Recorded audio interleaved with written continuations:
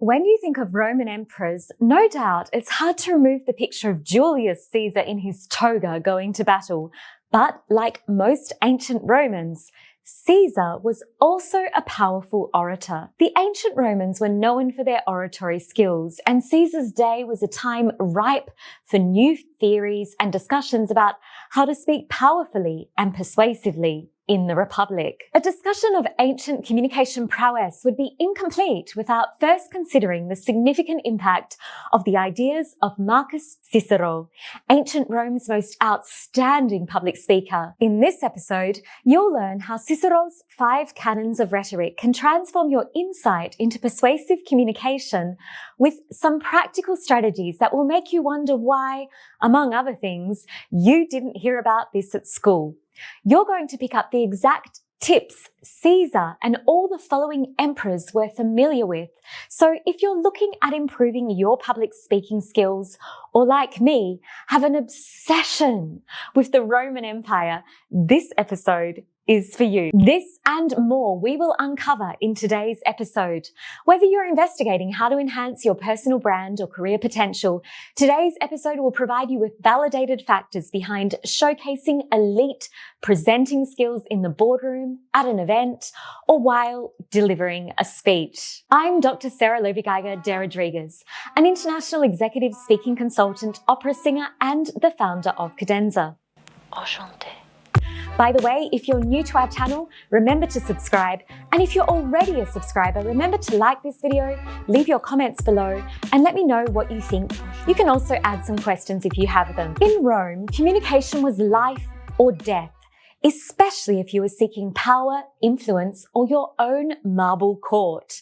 Take the Roman general Crassus, for example, who somehow managed to play his cards wrong, showcasing his greed instead of competence, before he was murdered by a Parthian soldier in the most unfortunate manner, by molten gold poured down his throat to make an example of his love of excessive wealth. How you communicated in ancient Rome in the upper echelon could make you an emperor, or consign you into exile on the Isle of Capri, or worse still, be set upon by lions in the Colosseum. Now, fortunately, your workplace is not the Roman Empire, but it does have individuals who operate with the same motivations for power, wealth, influence, and fame. So take care and be sure to watch this full episode if you want to protect your reputation as an industry figure, and even more, make sure you check our expert article over on the website.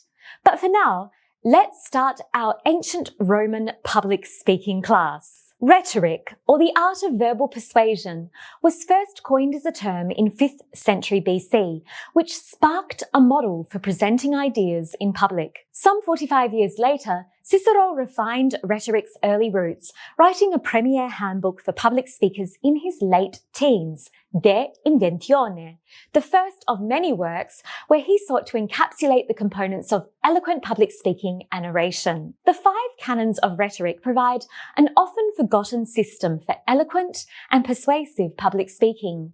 Devised by Cicero, they can assist us in understanding key components of persuasive communication. You can apply their tenets to both written and spoken communication.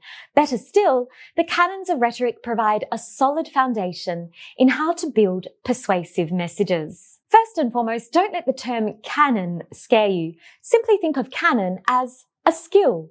So today we're talking about the 5 canons, or 5 skills of persuasive communication that will assist you to make your ideas seem influential and noteworthy. So let's start with Canon 1. Canon 1 is the skill of invention.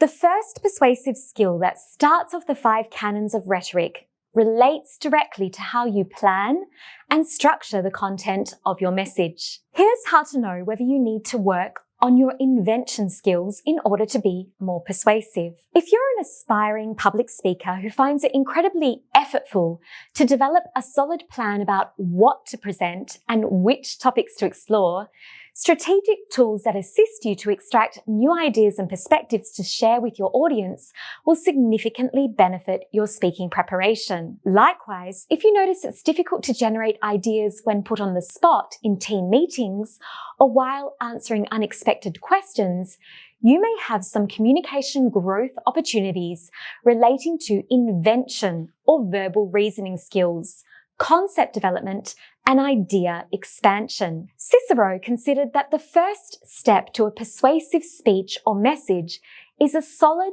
well thought out foundation grounded in structure. Over on our website, you can find more information about how to improve the content of your speech, presentation, or discussions with some brief case studies that will help you get stronger in the area of invention. Be sure to check it out. Canon number 2 relates to the skill of arrangement. Cicero's second canon asserts that a logical structure must embed all persuasive messages. This theory rings true, especially with mounting evidence from recent research into the importance of language structure skills to increase charisma, credibility, and trustworthiness. Verbal expression skills in Cicero's time were highly regarded, with orators relying on more detailed structure tools than what we currently use today. Beyond, I could say, our regular intro, body, and conclusion. Cicero and his contemporaries used to rely on a 5-stage set of steps to structure a persuasive speech. The classical speech structure involved an introduction, a statement of objective facts, a positioning of the argument, rebuttals of possible objections, and a conclusion. This model is still valid today, but the benefit of history and extensive research into corporate communication science opens up a plethora of structure tools you can use to present persuasive ideas, rapport-building conversations, assertive positions, and more. How you arrange your message will significantly determine how much buy-in you elicit from your listeners. In fact, well-planned and structured explanations result in greater understanding and better retention of the verbal content, and thus in more successful interpersonal transactions. At Cadenza, we train you to build up your command of logical flow to quickly assimilate large amounts of information into precise and concise statements that give persuasive communicators expansive success. I'd like to cordially invite you to my free masterclass, How to Look, Sound, and Feel Confident at Work. You can find all the information in the description box below, but firstly, let's check if this class is a priority watch for you. You will get lots of value from this class if you feel like your personality sometimes holds you back from speaking confidently at work. You'll also get lots of value from the class if you can't pin what it is that prevents you from securing a promotion or leadership opportunity and need to increase your executive presence. If you're finding difficult conversations at work are shaking your confidence and you want some strategies to control your responses with polish, sign up for this masterclass today and feel free to share the event with your friends and colleagues. Let's get into Canon 3.